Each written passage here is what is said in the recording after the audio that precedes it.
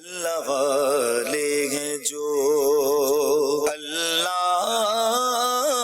سے ملا دیتے ہیں۔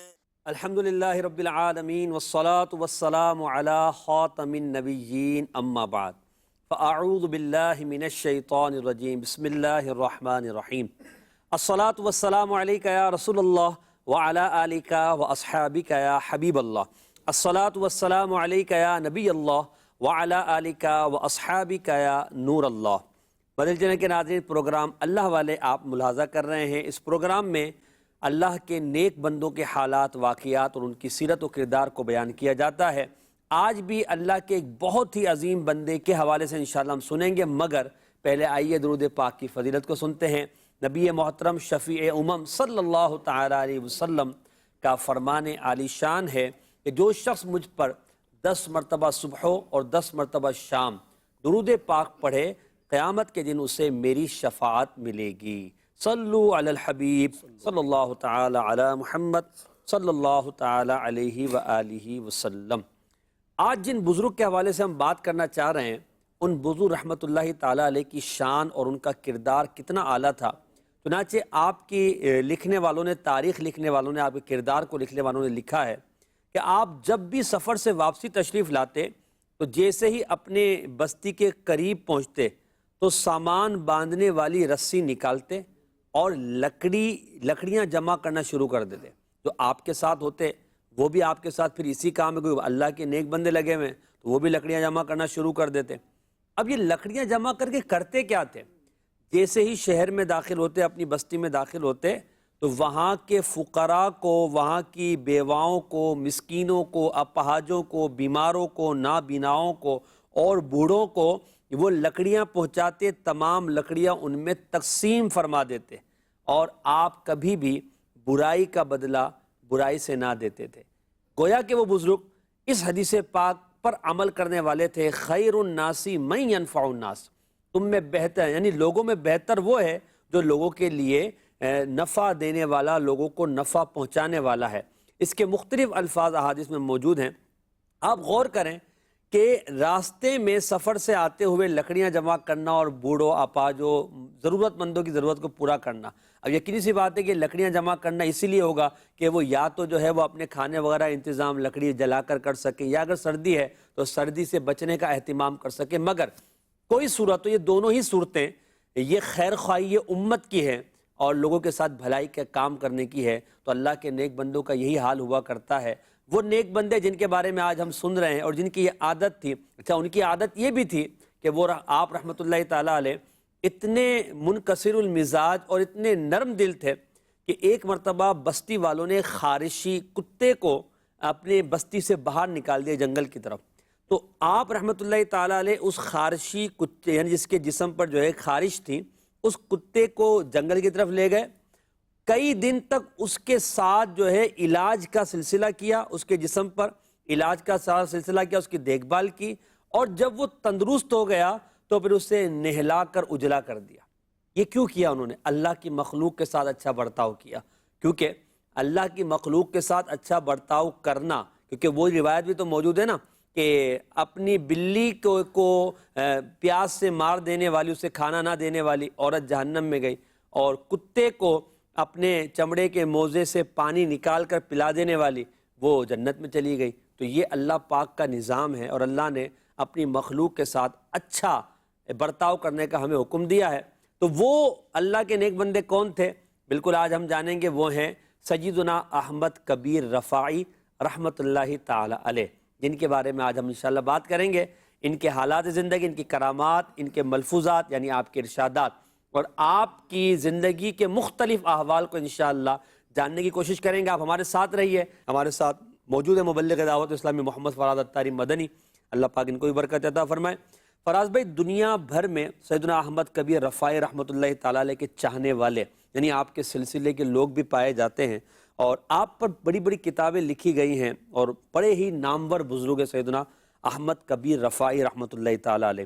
دعوت اسلامی کے مکتبۃ المدینہ نے المدینۃ العلمیہ کے اشتراک سے ایک جو رسالہ بھی آپ کی شان پر شائع کیا ہے، فیضان سید احمد کبیر رفاعی، اور اسی طرح دعوت اسلامی کی ویب سائٹ پر ایک اور اسی طرح کا مقالہ کا آرٹیکل موجود ہے شان رفاعی کے نام سے. بہت بڑے بزرگ ہیں، اللہ کریم ان کی برکت میں عطا فرمائے. میں چاہوں گا کہ سیدنا احمد کبیر رفاعی رحمۃ اللہ تعالیٰ علیہ کے ابتدائی حالت زندگی یا ابتدائی تعارف جسے کہتے ہیں کسی شخصیت کا جو ہوتا ہے، ہم نام وغیرہ جاننا چاہتے ہیں، کہاں پیدا ہوئے، وصال کب ہوا، والد کا نام کیا تھا، اس بارے میں آپ کچھ بیان فرمائیں. بسم اللہ الرحمن الرحیم. اللہ تبارک و تعالیٰ نے آسمان ولایت کو جو اولیاء کرام سے زینت عطا فرمائی ہے اور ان کی کرنوں سے جو عالم کو منور فرمایا ہے، ان میں سے ایک ولی سیدنا احمد کبیر رفاعی رحمۃ اللہ تعالیٰ علیہ بھی ہیں. یعنی ان کی سیرت پڑھنے سے اللہ تبارک و تعالیٰ کی معرفت میں اضافہ ہوتا ہے. یعنی ان کی ایسی ایسی کرامات، ان کی سیرت کے ایسے واقعات جو اللہ پاک نے انہیں شرف عطا فرمایا، اس کو پڑھ کر، اس کو سن کر اللہ تبارک و تعالیٰ سے محبت میں اضافہ ہو جاتا ہے. اس کی قدرت پر مزید جو ہے وہ یقین جو ہے وہ کامل ہوتا ہے. تو آپ کے ابتدائی تعارف میں جو علماء نے لکھا ہے، آپ کا نام احمد تھا اور آپ کے والد کا نام علی تھا اور آپ کے دادا کا نام یحییٰ تھا، اور آپ کے انسسٹرز میں، آپ کے جد امجد میں ایک بزرگ رحمۃ اللہ علیہ کا نام تھا رفاعہ. اسی نسبت سے آپ رفاعی کہلاتے ہیں. اور آپ رحمۃ اللہ علیہ کو یہ مقام و مرتبہ حاصل ہے کہ آپ امام حسین رضی اللہ تعالیٰ عنہ کی اولاد میں سے ہیں اور امام شافعی رحمۃ اللہ تعالیٰ علیہ کے مقلد ہیں. اللہ اکبر. آپ رحمۃ اللہ تعالیٰ علیہ رفاعی شافعی، رفاعی بھی ہیں اور شافعی بھی ہیں. اور 15 رجب المرجب 512 سنہ ہجری بمطابق 1 نومبر 1118 یعنی 1118 میں آپ کی ولادت ہوتی ہے. اور آپ زبردست جو ہے وہ بزرگ ہیں. آپ کی جو والدہ ہیں وہ بھی یوں سمجھ لیں کہ بڑی پارسا عورت تھیں، کیونکہ آپ کی جو ماموں جان تھے منصور بطائی رحمۃ اللہ تعالیٰ علیہ، یہ اپنے وقت کے بہت بڑے ولی تھے، بہت بڑے صوفی بزرگ تھے. اور ان کی جو بہن تھی وہ بھی پائے کی جو ہے وہ نیک عورت تھیں. انہی کے جو ہے وہ شہزادے احمد کبیر رفاعی رحمۃ اللہ تعالیٰ علیہ. تو جب والدہ نیک ہوتے ہیں تو آپ کو پتہ ہے کہ پھر اولاد غوث اعظم جیسی پیدا ہوتی ہے، اولاد جو ہے وہ احمد کبیر رفاعی جیسی پیدا ہوتی ہے، اولاد غریب نواز جیسی پیدا ہوتی ہے. تو یہ والدین کا جو ہے وہ اپنی دنیا کے اندر نیک اعمال کرنا اس کے اولاد کو فائدہ پہنچاتا ہے، اچھی تربیت کرنا. یعنی یہ تو تربیت تو بعد کے معاملات ہیں. یعنی ان کی اپنی جو زندگی ہے، جو اپنی وہ روٹین گزارتے ہیں، اس میں تقوی و پرہیزگاری کا مظاہرہ کرتے ہیں، اپنے اندر تقوی پیدا کرتے ہیں، تو یہ چیز ان کے آنے والی نسلوں میں کنورٹ ہوتی ہے، ان کو فائدہ پہنچاتی ہے. تو ظاہر ہے کہ ان کی جو والدہ ہے وہ ایک ولی اللہ کی بہن تھی، تو ان کا فیضان بھی انہیں جو ہے وہ نصیب ہوا. سید احمد کبیر رفاعی رحمۃ اللہ تعالیٰ علیہ انتہائی ذہین تھے اور 7 سال کی عمر میں آپ نے قرآن پاک حفظ کر لیا. 7 ایئرز میں آپ نے مکمل قرآن پاک حفظ کر لیا. لیکن اللہ تبارک و تعالیٰ کی مشیت تھی کہ جو 7 سال کی عمر میں آپ کے والد محترم بغداد تشریف لے گئے اور وہاں ان کا انتقال ہو گیا. اور پھر ان کے جو ماموں تھے منصور بطائی رحمۃ اللہ تعالیٰ علیہ، انہوں نے احمد کبیر رفاعی رحمۃ اللہ علیہ اور ان کی جو والدہ تھی یعنی اپنی بہن، ان دونوں کو اپنے پاس بلا لیا، پھر اپنی کفالت میں رکھا، اپنی سرپرستی میں اور اپنی تربیت میں مزید ان کو جو ہے وہ ان کے اندر نکھار پیدا کیا. تو یہ آپ کا جو ہے وہ کچھ ابتدائی تعارف ہے. ہم یہ دیکھتے ہیں بہت سارے بزرگوں کا کہ ان کی زندگی میں بہت ساری چیزیں مشترک ہوتی ہیں. ایک چیز ہم نے یہ بھی دیکھی کہ بزرگوں کے والدین یا والد ان کا بچپن ہی میں انتقال ہو جایا کرتا ہے. یعنی وہ بچپن ہی میں یا تو والد صاحب کا انتقال ہو جاتا ہے چھوٹی عمر میں، یا والدہ کا یا دونوں ہی کا انتقال ہو جاتا ہے. یہ بھی اللہ پاک کا ایک نظام ہے.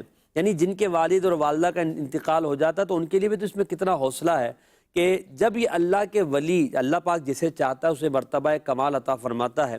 تو یہ والد کا انتقال ہو جانا، والدہ کا انتقال ہو جانا یا والدین میں سے دونوں کا انتقال ہو جانا، یہ انسان کے لیے یقیناً غم کا باعث تو ہے اور اس کی زندگی میں رکاوٹ تو کچھ نہ کچھ پیدا ہوتی ہے، مگر ہمت نہیں ہارنی چاہیے بندے کو.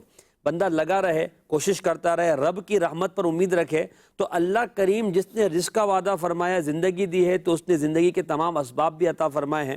تو ہمت کر کے آگے بڑھتا رہے، دنیا میں وہ بڑا مقام پا سکتا ہے، چاہے وہ دنیاوی اعتبار سے ہو چاہے دینی اعتبار سے ہو. تو جب یہ اللہ کے نیک بندوں کے حالات دیکھتے پھر یہ اپنے شہروں سے سفر کر جایا کرتے تھے اور پھر اللہ کی راہ میں نکلتے تھے، علم حاصل کرتے تھے، اللہ کریم انہیں مقام رفیع عطا فرماتا تھا.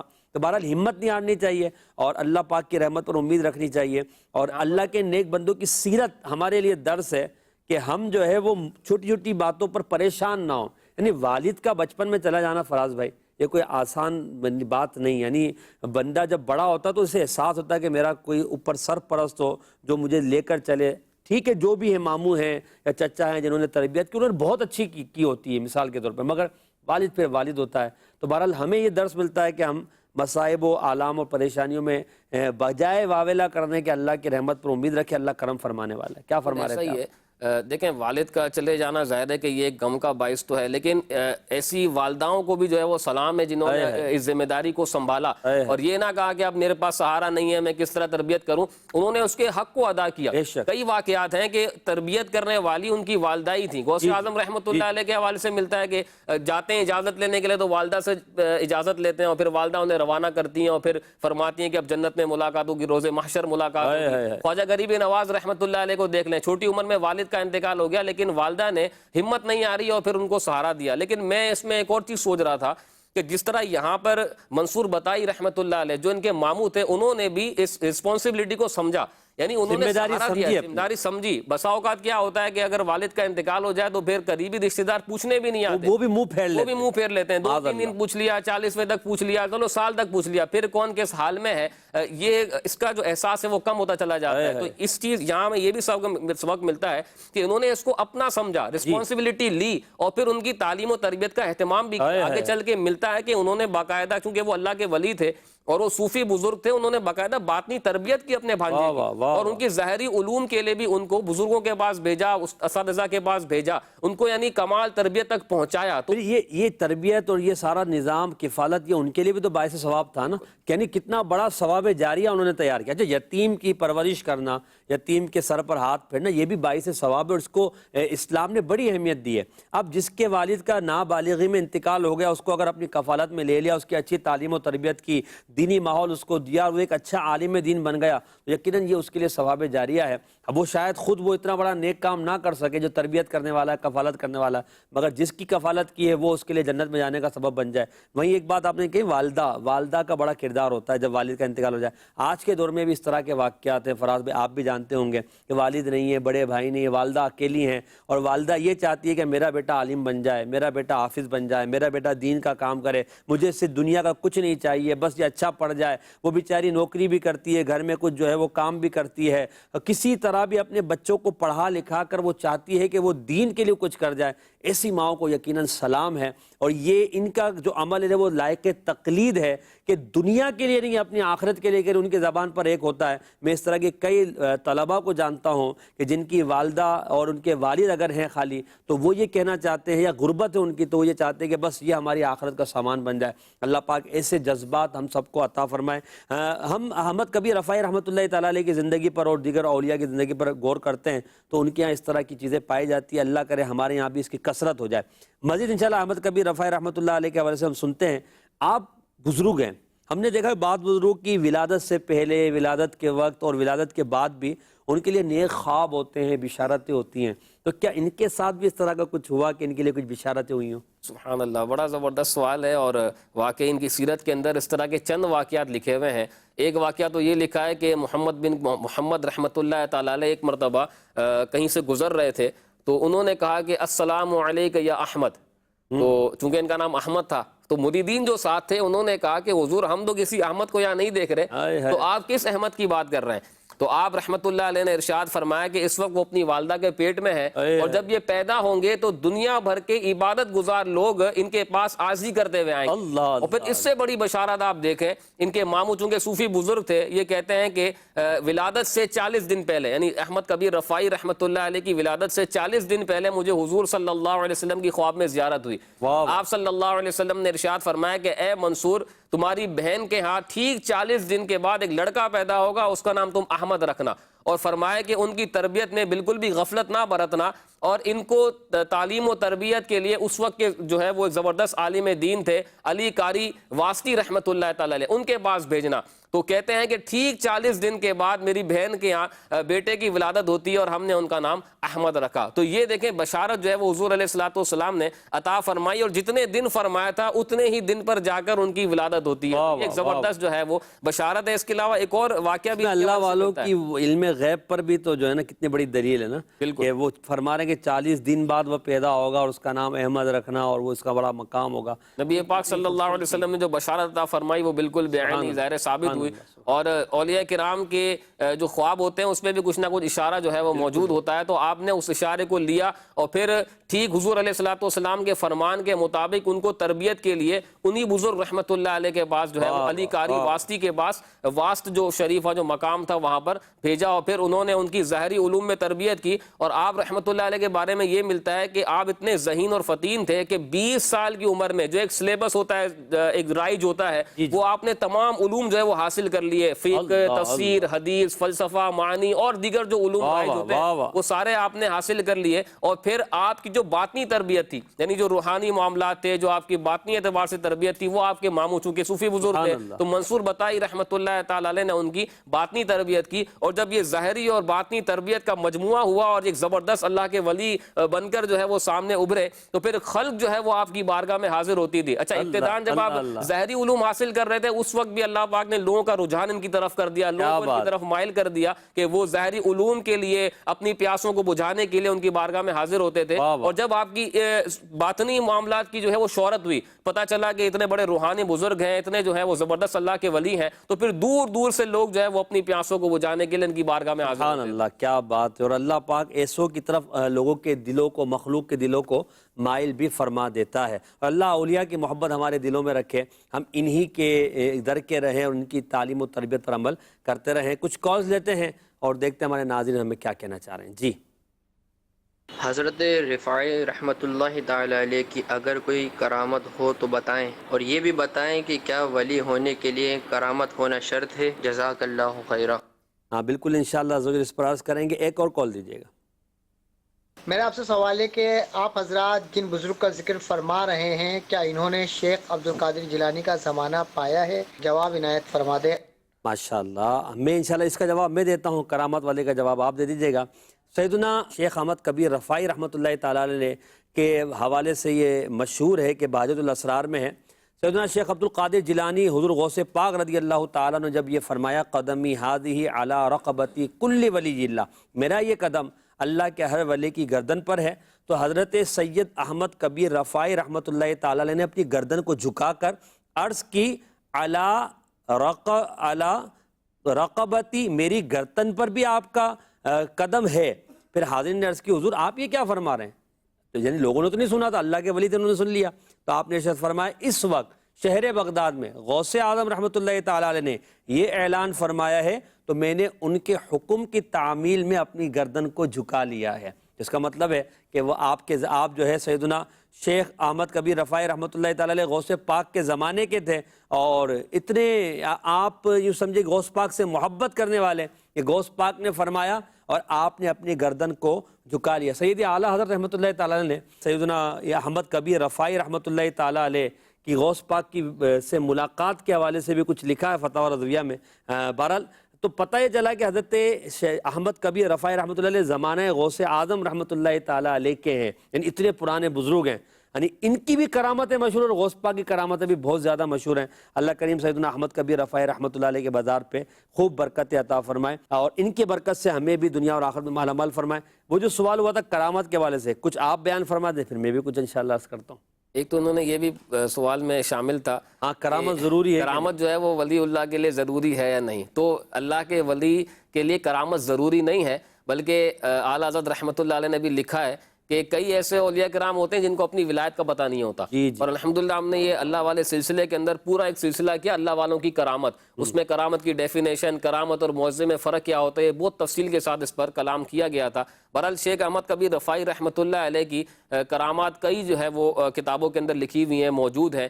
آپ رحمۃ اللہ علیہ کی ایک کرامت تو یہ ہے کہ آپ کے پاس لوگ تعویذ لینے کے لیے جب آتے تھے تو جب آپ کے پاس انک نہیں ہوتی تھی, سیاہی نہیں ہوتی تھی, تو آپ ہاتھ سے ہی پتے کے اوپر تعویذ بنا کر دے دیا کرتے تھے. یعنی بغیر تحریر نظر نہیں آتی تھی, ہاتھ سے ہی اس پر کچھ لکھتے تھے اور وہ عطا فرما دیتے تھے. تو ایک شخص آیا, اسی نے اسی طرح جو ہے وہ تعویذ لیا اور چلا گیا. کچھ عرصے کے بعد امتحاناً کہ دیکھتا ہوں کہ ان کو کچھ پتا بھی ہے کہ نہیں, وہ ان کی بارگاہ میں آیا اور وہی خالی پتا جو بظاہر خالی تھا, ہماری نظروں میں تو خالی تھا لیکن ان کی نظروں میں وہ تعویذ جو ہے وہ یہ امتحان لینے آیا تھا, خالی پتا ہے, کیسے پہچانیں گے یہ نیا ہے کہ وہی پرانا ہے. وہی وہ پتا لے کر جب حاضر ہوتا ہے تو آپ نے جھاڑا بھی نہیں اس کو, یہ نہیں کیا فرمایا کہ یہ تم کیا لے کر آ گئے, اس میں لکھا ہوا تو ہے, بلکہ پیار سے اس کو کہا بیٹا یہ تعویذ تو لکھا ہوا ہے, تو وہ واپس جو ہے وہ لے جاتا ہے. تو ایک اس سے جو ہے وہ آپ کی کرامت بھی ثابت ہوئی, اور دوسرا آپ کا انداز بھی ثابت ہوا, کیونکہ اللہ کے نیک بندوں کو تو دلوں کے حال بھی اللہ کریم کے عطا سے اذن سے جو ہے وہ جان لیتے ہیں, تو پھر بھی اس کو جھاڑا نہیں, اس کو پیار محبت سے سمجھایا کہ بیٹا یہ تعویذ تو لکھا ہوا ہے. اسی طرح آپ رحمۃ اللہ علیہ کی ایک بڑی زبردست کرامت جو اس رسالے کے اندر فیضان شیخ احمد کبیر رفاعی کے اندر موجود ہے, کہ آپ کے ایک مرید تھے, وہ چاہتے تھے کہ شیخ احمد کبیر رفاعی رحمۃ اللہ علیہ میرے لیے باغ کی خریداری کریں. ان مرید کا نام جمال الدین رحمۃ اللہ علیہ تھا. تو احمد کبیر رفاعی رحمۃ اللہ علیہ ایک شخص کے پاس گئے جس کا نام اسماعیل تھا, اور اس باغ کی خریداری کے لیے اس سے جب بات چیت کی تو مالک نے کہا کہ میں ایسے تو آپ کو یہ باغ نہیں دوں گا, جو میں مانگوں گا یعنی منہ مانگی میں اس کی پرائس لوں گا. تو شیخ احمد کبیر رفاعی رحمۃ اللہ علیہ نے فرمایا کہ تم کیا چاہتے ہو مانگو. تو اب آپ دیکھیں کہ اللہ والوں کا ذہن کیسا زبردست ہوتا ہے. وہ کہنے لگے کہ مجھے جنت میں جو ہے وہ محل عطا فرما دیجیے, اور آپ یہ لکھ کے جو ہے وہ دے دیجیے. تو آپ فرمانے لگے کہ میں کیسے آپ کو دے سکتا ہوں, کیونکہ اللہ والوں کی عاجزی ہوتی ہے, اور کرامت کے ظہور کی جب ضرورت ہوتی ہے تو ہی اس کا وہ اظہار کرتے ہیں. تو آپ اس وقت تو آپ خاموش رہے, آپ نے فرمایا کہ میں کیسے دے سکتا ہوں, لیکن وہ ضد کرنے لگا. تو آپ رحمۃ اللہ علیہ نے اپنا سر مبارک جھکایا. جب سر مبارک جھکایا تو آپ کے چہرے پر سرخی آ گئی اور عجیب سی آپ کی کیفیت ہو گئی. کچھ دیر کے بعد آپ نے سر اٹھایا اور فرمایا کہ اے اسماعیل جو تو نے مانگا تھا ہم نے تجھے عطا کر دیا. اب وہ کہنے لگا کہ حضور میرے پاس تو کوئی ثبوت نہیں ہے, آپ لکھ کے دے دیں. تو آپ رحمۃ اللہ علیہ نے اس کو تحریر لکھ کے دی, آپ نے بسم اللہ شریف لکھی اور فرمایا کہ یہ وہ محل ہے جسے اسماعیل بن عبد المنعم نے فقیر حقیر بندے احمد بن ابو حسن رفاعی سے خریدا ہے. اور فرماتے ہیں کہ جس کے ضامن حضرت علی رضی اللہ تعالیٰ عنہ ہیں. اس کا جو حدود ہے, حدود اربع یہ ہے کہ ایک طرف جنت عدن ہے, ایک طرف جنت ماوا ہے, ایک طرف جنت خلد ہے, اور چوتھی جانب جنت فردوس ہے.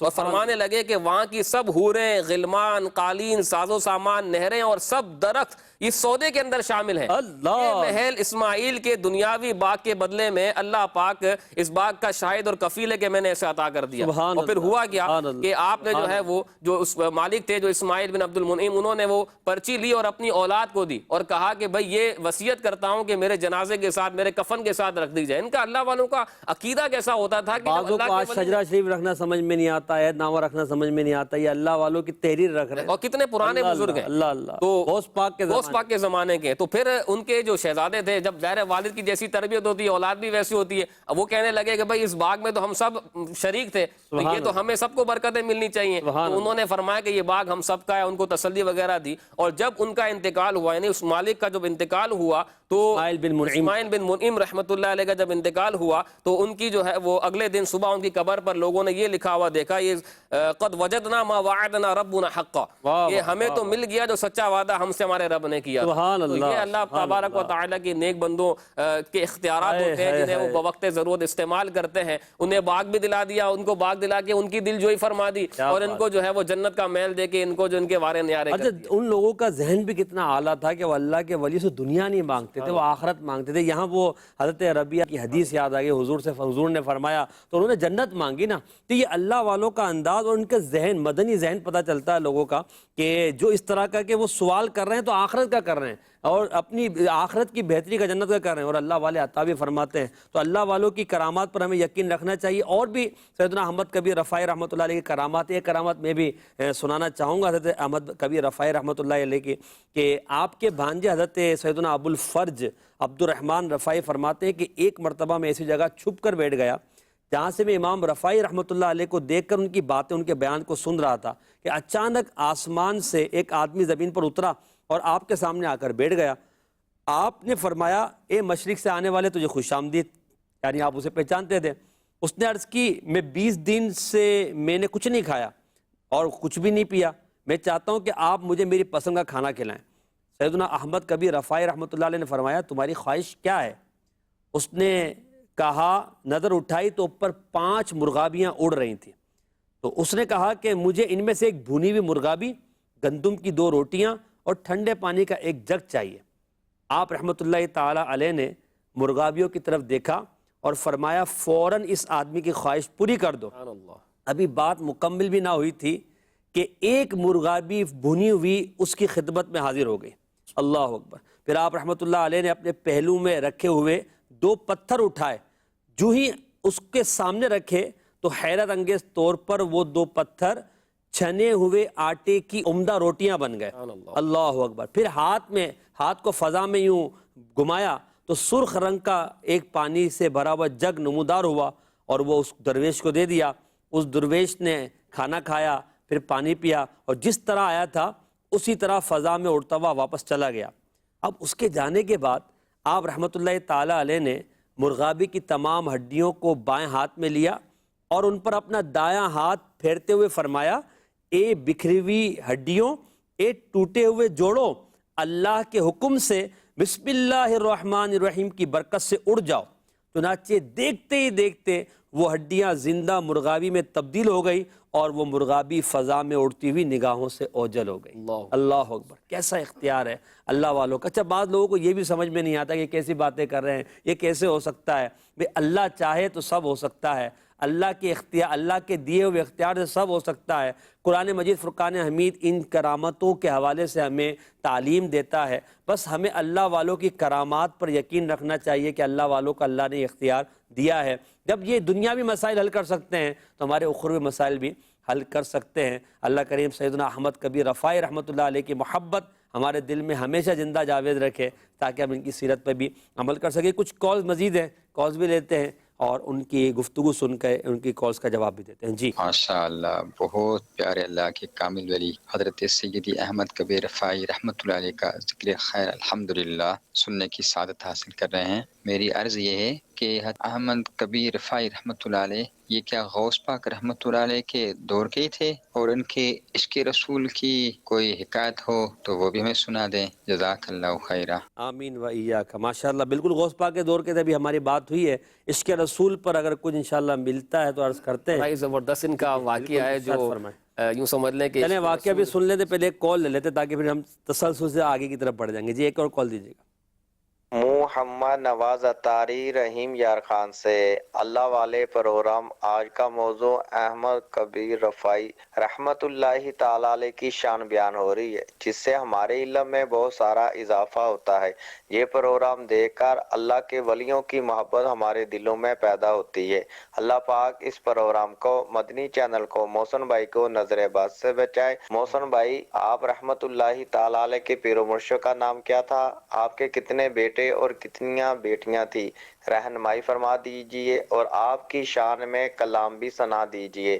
میری اور میرے گھر والوں کی ایمان کی حفاظت کی دعا فرما دیجئے. آمین آمین. اللہ پاک ہم سب کا ایمان سلامت رکھے. بہت سارے سوالات آپ نے ایک ساتھ کر دیے، انشاءاللہ عرض کرتے ہیں. آپ وہ عشق رسول والا واقعہ سنا رہے تھے. بڑا زبردست ان کا واقعہ ملتا ہے.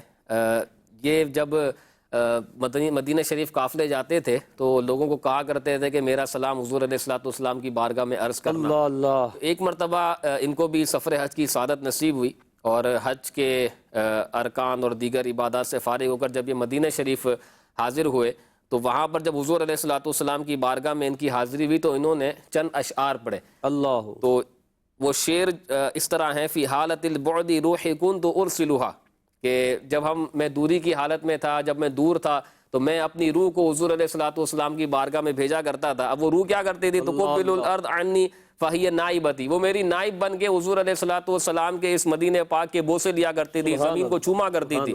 اب کیا ہے؟ فرماتے ہیں وہذہ نوبۃ الاشباء، اب تو ظاہری جسم حضور علیہ الصلوۃ والسلام کی بارگاہ میں حاضر ہو گیا ہے. فرماتے ہیں فمدد یمینک کئی تحظی بہا شفتی، کہ آپ صلی اللہ علیہ وسلم اپنا ہاتھ مبارک عطا فرمائے تاکہ میرے جو ہونٹ ہیں انہیں حضور علیہ الصلوۃ والسلام کے دست مبارک کا بوسہ کرنے کی سعادت نصیب ہو جائے. تو کئی کتابوں کے اندر یہ موجود ہے کہ لوگوں نے دیکھا کہ روزہ انور سے حضور علیہ الصلوۃ والسلام نے اپنا ہاتھ مبارک باہر نکالا اور کبیر رفاعی رحمۃ اللہ علیہ نے اس کو بوسہ دیا. دیکھیں کتنا جو ہے وہ بڑا عشق رسول اور حضور کی ان کے اوپر عنایت کیسی.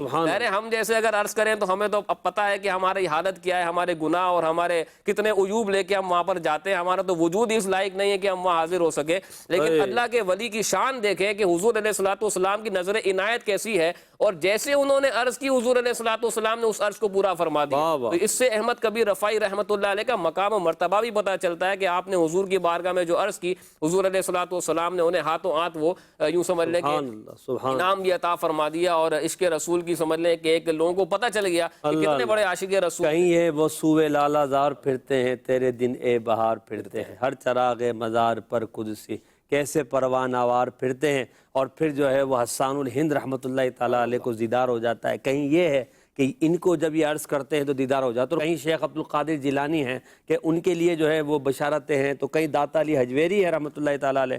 ہم یہ دیکھتے ہیں کہ نبی پاک کی عنایتیں اپنے ان نیک امتیوں پر, اپنے ان دین کے داعیوں پر, اللہ کے ان ولیوں پر, اپنے ان نائبوں پر ہیں اور قیامت تک اللہ کے ولیوں پر رہے گی. دیکھیں نبی کا دست حمایت ولی پر ہے تو یہ ولی کی ولایت سے ایک عالم جو ہے وہ فیض یاب ہو رہا ہے. تو یہ یقین مان لینا چاہیے کہ اللہ کے ولی کا جو روحانی کنیکشن ہے وہ اللہ کے پیارے نبی سے بہت مضبوط ہے, اور مضبوط ہے تبھی وہ ولایت کے درجے پر ہے. وہ ولی ہو ورنہ ولایت ہے نہیں. حضور علیہ الصلوۃ والسلام سے عقیدت نہ ہو کہ جب کسی کو ولایت دی جاتی ہے تو حضور صلی اللہ علیہ وسلم کی بارگاہ میں اس کا نام پیش کیا جاتا ہے. پھر حضور غوث اعظم رحمۃ اللہ علیہ کی سیرت میں بھی لکھا ہوا ہے کہ نبی پاک علیہ الصلوۃ والسلام اسے حضور غوث پاک کی طرف بھیجتے ہیں کہ جو میرے نائب ہیں عبد القادر, ان سے جو ہے وہ اس پر مہر لگوائی جائے, انہیں جو ہے وہ اس کا نام بتایا جائے, اور پھر جب وہاں سے مہر لگ کر آتی ہے تو پھر حضور علیہ الصلوۃ والسلام کی طرف سے عنایتیں جو ہیں وہ انہیں ملتی ہیں. تو بندہ جو ہے وہ ظاہر ہے کہ اس بلکہ شیخ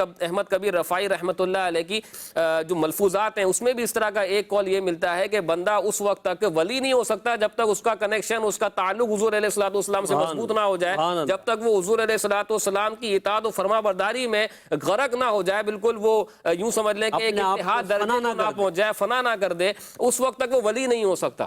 واہ واہ کیا بات ہے. اب ملفوظات کی بات چلی تو انشاءاللہ ملفوظات بھی آپ کے لیں گے.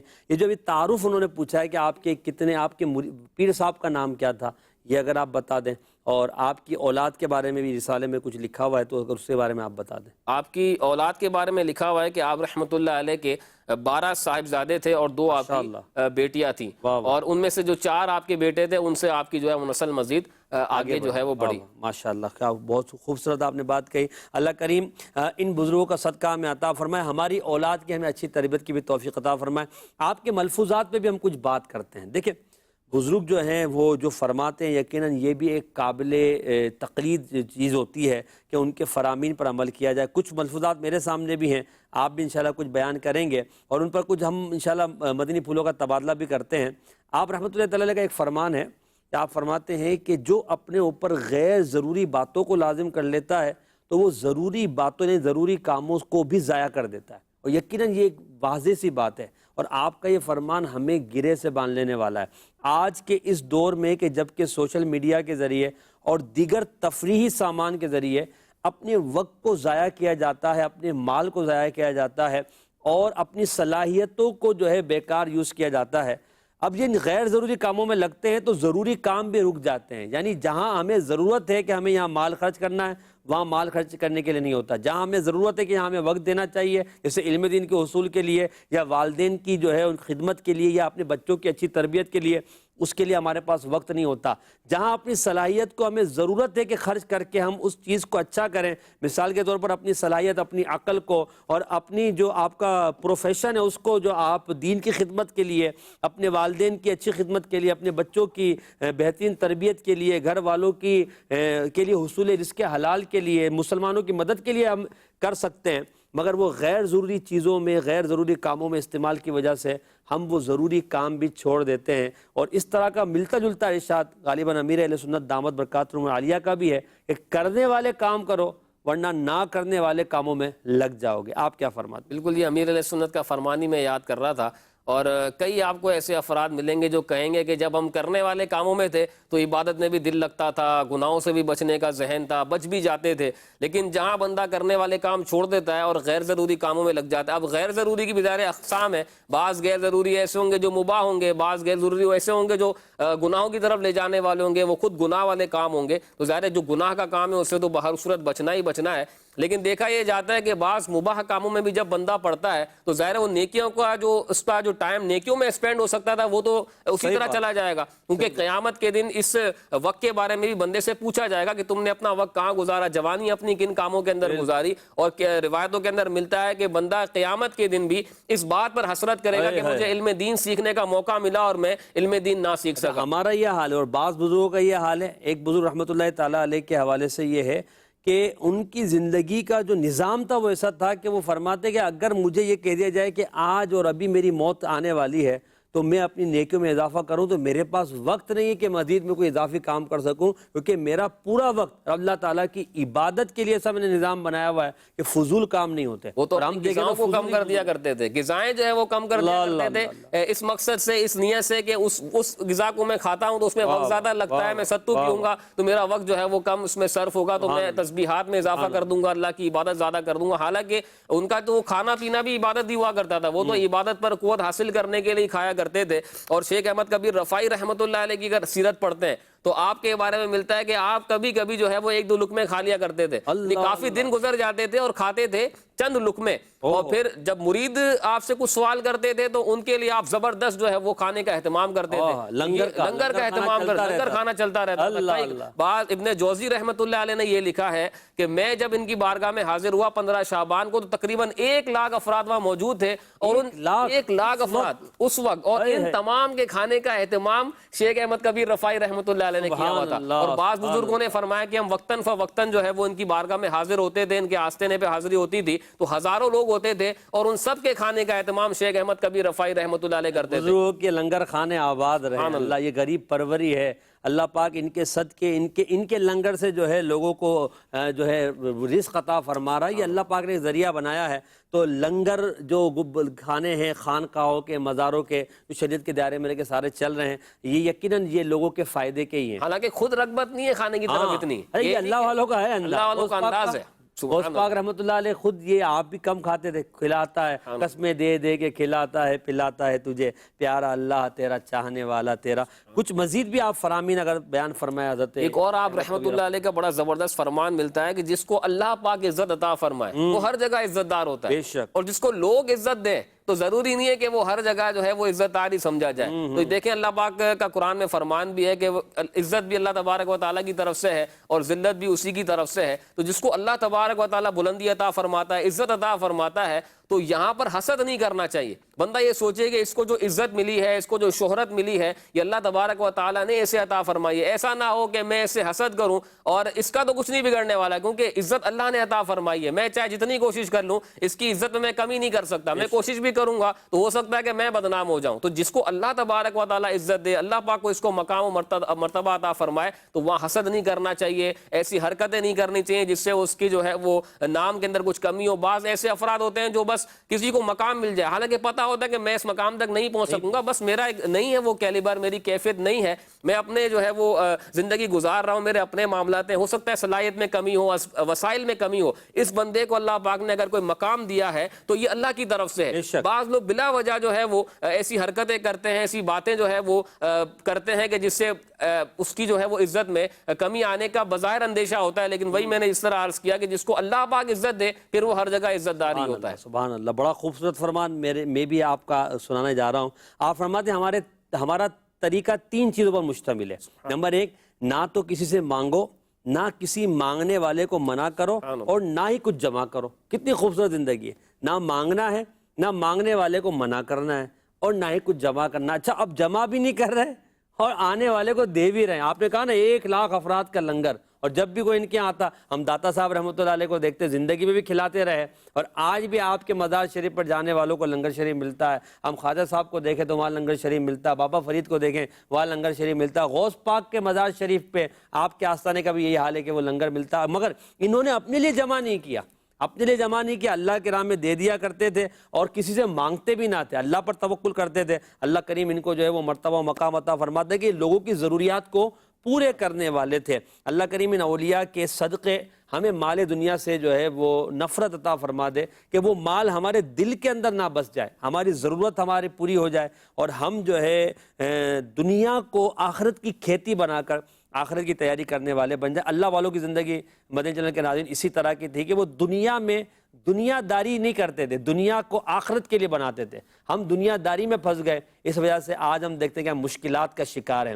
دنیا کو آخرت کی کھیتی بنا لیں، آخرت کے لیے اعمال کریں، اپنے تمام افعال کو شریعت کے مطابق کر لیں، آپ کی آخرت بھی سنور جائے گی، آپ کی دنیا بھی بہتر ہو جائے گی۔ ایک اور کال دیجیے گا۔ محمد وسیم التاری فیصلہ آباد سے عرض کر رہا ہوں محترم، اگر کوئی شخص زندگی کو 35-40 سال تقریباً گناہوں میں گزار دے، تو اس کو معلوم بھی ہو، علم بھی ہو کہ یہ میں غلط کر رہا ہوں.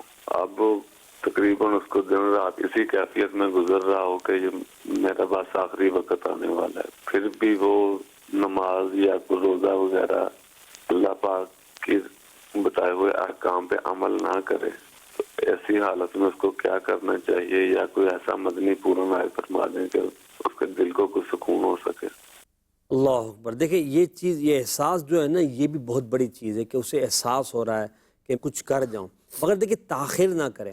اللہ کی بارگاہ میں سب سے پہلے سچی توبہ کرے سابقہ گناہوں پر، سچی توبہ کرے. اللہ پاک معاف فرمانے والا ہے.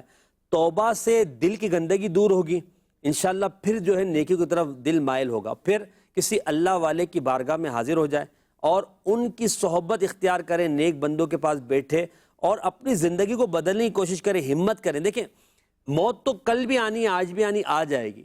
اس میں نہ لگے رہیں کہ کیا ہوگا کیسے ہوگا، بلکہ بس آگے بڑھیں، ہمت کریں، سچی توبہ کریں اللہ کی بارگاہ میں، اور اپنے آپ اپنا قدم راہ خدا میں بڑھا دے تاکہ دین اپنی جو ہماری آخری لمحات کم از کم وہ جو ہے وہ اللہ کی رضا والے کاموں میں ہو جائے. یہاں فراز بھائی کتنی خوبصورت وہ حدیث پاک مجھے یاد آئی کہ اللہ پاک جسے مرنے سے پہلے توبہ کی توفیق دے دے نا. ایک آدمی کے بارے میں فرمایا حدیث پاک میں، جس کا مضمون یوں ہے کہ کوئی آدمی جو ہے وہ جنت میں جانے والے اعمال کرتا رہتا، پھر تقدیر غالب آتی ہے اور پھر مرنے سے پہلے اسے برے لوگوں کی صحبت ملتی ہے اور وہ برے کام کرتا رہتا یہاں تک کہ اس کا خاتمہ برا ہوتا ہے، اور یعنی وہ جہنمی والے کام کرتے کرتے مرتا ہے. اور ایک شخص وہ ہوتا ہے جو جہنمی والے کام کرتا ہے، پھر تقدیر غالب آتی ہے اور اللہ پاک اسے نیکی کی توفیق دیتا ہے، پھر وہ نیکیاں کرتے کرتے جنتیوں والے کام کرتے کرتے جو ہے وہ دنیا سے جاتا ہے. اور پھر ایک روایت میں یوں بھی ہے کہ اللہ پاک جس کے ساتھ بھلائی کا ارادہ فرماتا، سیدہ عائشہ صدیقہ طیبہ رضی اللہ تعالیٰ عنہ کی روایت ہے، کہتی ہے نبی پاک فرماتے ہیں اللہ پاک جس کے ساتھ بھلائی کا ارادہ فرماتا ہے اسے مرنے سے 1 سال پہلے جو ہے نیک لوگوں کی صحبت عطا فرما دیتا ہے. یہ بھی ایک بڑی خوبصورت بات ہے کہ توبہ کی توفیق مل رہی ہے، دل مائل ہو رہا ہے، تو اس کو اللہ کی نعمت سمجھتے ہوئے ہمت کر کے آگے بڑھنا چاہیے. کیا کہتے ہیں؟ لیکن اولیاء کرام کی جو سیرت بیان کی جاتی ہے اس کا ایک مقصد یہ بھی ہوتا ہے کہ ان کے خوف خدا سے ہم سبق حاصل کریں اور اپنی زندگی میں اس کو نافذ کریں. اب شیخ احمد کبیر رفاعی رحمۃ اللہ علیہ کو دیکھ لیں کہ آپ وقت وصال، حالانکہ آپ نے ساری زندگی عبادات میں گزاری، ریاضات میں گزاری، روزانہ 400 نوافل پڑھا کرتے تھے، اس میں 1000 مرتبہ سورہ اخلاص پڑھا کرتے تھے، 2000 مرتبہ استغفار کیا کرتے تھے. لیکن جب وقت وصال آتا ہے تو آپ جو ہے وہ آخری لمحات میں اپنی داڑھی مبارک مٹی پر رگڑتے ہیں اور روتے روتے اللہ پاک کی بارگاہ میں دعا کرتے ہیں کہ یا اللہ مجھے بخش دے، یا اللہ مجھے بخش دے. تو یہ خوف خدا تھا ان کا. بزرگوں کی سیرت میں ایک چیز نمایاں ہوتی ہے کہ اپنے ایمان کی ان کو فکر ہوتی ہے، ایمان کی حفاظت کا ان کا ذہن ہوتا ہے، اور نیکیاں کرنے کے باوجود بھی وہ اللہ پاک سے توبہ کرتے رہتے ہیں. دیکھیں نا اللہ تبارک و تعالیٰ نے سورہ فرقان میں جہاں اپنے خاص بندوں کا ذکر کیا وہاں کیا فرمایا کہ والذین یبیتون لربہم سجدا وقیاما. ایک تو ساری رات عبادت میں گزارتے ہیں، سجدوں اور قیام میں گزار دیتے ہیں، پھر ہماری طرح جو ہے پھول نہیں جاتے بلکہ اللہ پاک کی بارگاہ میں عرض کرتے ہیں والذین یقولون ربنا اصرف عنا عذاب جہنم ان عذابها کان غراما، کہ یا اللہ ہم نے تو اپنی طرف سے عبادت کر دی، اب وہ عرض کرتے ہیں کہ ہم سے جہنم کا عذاب دور کر دے. اے اللہ یہ جہنم جو ہے یہ بڑی بری ٹھہرنے کی جگہ ہے، بڑی چمٹ جانے والا اس کا عذاب ہے، ہم اس کو برداشت نہیں کر سکتے. تو یہ اولیاء کرام کا خاص وصف ہے کہ ان کے اندر خوف خدا ہوتا ہے. تو ہمیں بھی چاہیے کہ ہم نیک لوگوں کی صحبت اختیار کریں. جب نیک لوگوں کی صحبت اختیار کریں گے ان کو دیکھیں گے کہ وہ بھی خوف خدا سے رو رہے ہیں، ان کے بھی عشق مصطفیٰ میں آنسو نکل رہے ہیں، وہ بھی اللہ پاک سے گریہ ازاری کر رہے ہیں، دعائیں کر رہے ہیں، قبر و آخرت کا ڈر ان کے اندر موجود ہے. تو یہ ذہن بنتا ہے. جب بندہ ایسے لوگوں کے ساتھ بیٹھتا ہے تو اس کا دل نرم ہوتا ہے.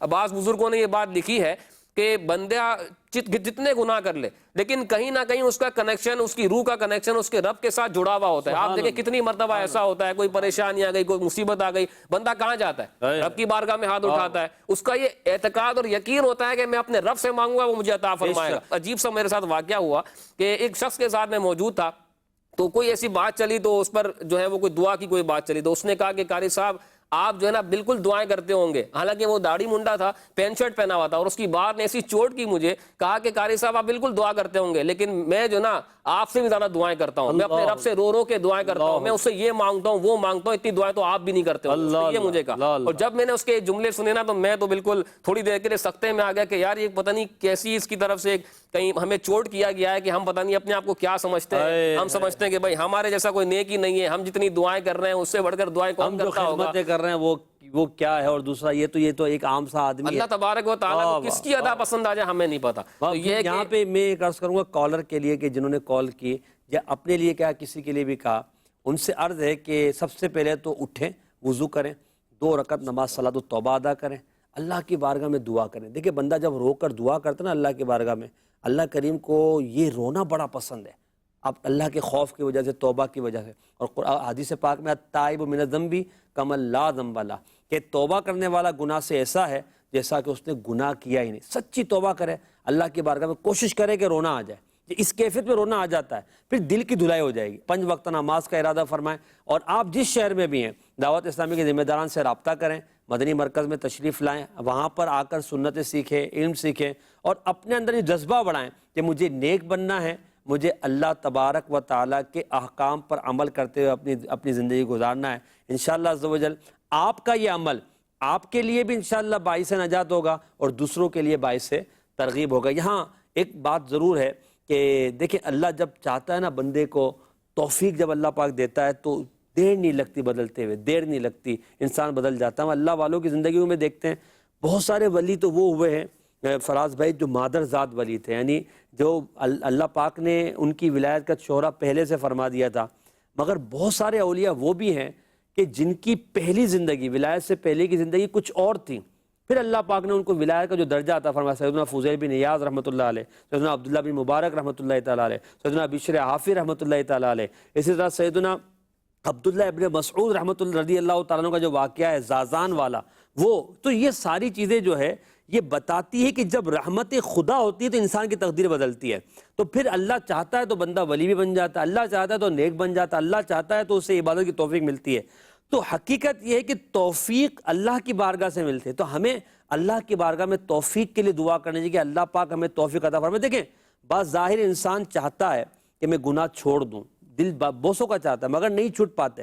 میں عرض کروں گا کہ کوشش جاری رکھیں، اللہ کی بارگاہ میں دعا کرتا رہے کہ اللہ تو مجھے گناہ کی عادت چھڑا دے، تو مجھے گناہ کی عادت چھڑا دے، انشاءاللہ رب کا کرم ہوگا، گناہ چھٹ جائیں گے، نیکیوں میں دل لگ جائے گا، توفیق الہی شامل حال ہوگی، انشاءاللہ عز و جل پچھلا سارا اچھا ہو جائے گا۔ کیا فرمائیں؟ مزید بات ایڈ کروں گا اس میں کہ تھوڑا سا مجاہدہ بھی کرنا پڑے گا، مجاہدہ یعنی تھوڑی سی ریاضت اور تھوڑی کوشش بھی کرنی پڑے گی۔ یہ نہیں کہ بندہ کہے کہ بس میں دعاؤں پر ہی جو ہے وہ اکتفا کرتا رہوں اور میں جو ہے وہ نیک بن جاؤں گا۔ دیکھیں جب تک بندہ کوشش نہیں کرے گا نا اس وقت تک اس کو سکسیس نہیں مل سکتی۔ یعنی آپ بزرگان دین کی سیرت اٹھا کے دیکھ لیں، ان کی سیرت میں آپ کو بنیادی طور پر مجاہدہ، ریاضت، کوشش ملے گی۔ اللہ پاک فرماتا ہے والذین جاہدوا فینا لنہدینہم سبلنا، کہ جو ہماری راہ میں کوشش کرتے ہیں ہم اس کے لیے دروازے جو ہے کھول دیتے ہیں، اپنی راہیں راستے کھول دیتے ہیں، اس کو اپنی راہیں دکھا دیتے ہیں۔ آپ حضور غوث اعظم رحمۃ اللہ علیہ کی سیرت پڑھیں، کیا مجاہدہ نہیں ملتا؟ 25 سال پورے سال آپ بغیر کھائے پیے گزار دیتے تھے۔ آپ ان کی سیرت پڑھیں، شیخ احمد کبیر رفاعی رحمۃ اللہ علیہ، ابھی میں نے ذکر کیا چند لقمے کھاتے تھے اور آپ تو 2 قمیصیں بھی نہیں رکھتے تھے، آپ کا جو لباس تھا وہ بھی ایک ہی ہوا کرتا تھا،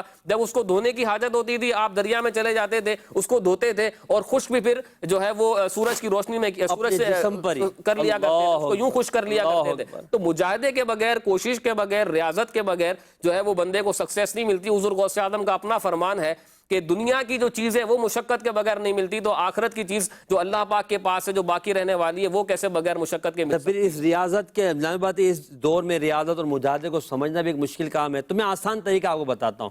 اس دور کے اللہ پاک نے ایک نیک بندے کو اپنی دین کی خدمت کے لیے چنا ہے، جسے ہم امیر اہل سنت کے نام سے جانتے ہیں۔ امیر اہل سنت مولانا الیاس قادری صاحب نے مجاہدہ کرنے کے لیے، اپنی آپ کو ریاضت پر پیش کرنے کے لیے، کوشش کرنے کے لیے 72 نیک اعمال کا رسالہ اسلامی بھائیوں کو دیا ہے۔ اسلامی بہنوں کے لیے 63 کا ہے، اور پھر طالبات اور طلباء کے لیے الگ الگ ہے۔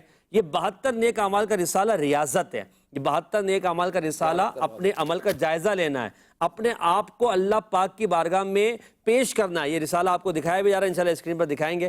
اگر آپ نے آج تک یہ رسالہ نہیں لیا، میں کہوں گا آپ لے لیں، اور اگر آپ چاہتے ہیں کہ آپ سوشل میڈیا یوزر ہیں، اینڈرائڈ آپ استعمال کرتے ہیں، تو دعوت اسلامی کی ویب سائٹ پر جا کر اس کی ایپ آپ ڈاؤن لوڈ کر لیں۔ 72 نیک اصلاح اعمال کی جو ایپ ہے وہ ڈاؤن لوڈ کر لیں، اس کو آپ بھریں، انشاءاللہ عز و جل یہ مجاہدہ آپ کو آپ کی زندگی میں تبدیلی لانے کا ذریعہ بن جائے گا۔ حضرت احمد کبیر رفاعی رحمۃ اللہ علیہ کی سیرت پر ہم نے بات کی، آخری جملہ کہہ کر اپنے پروگرام کو اختتام کی طرف لے کے جائیں گے۔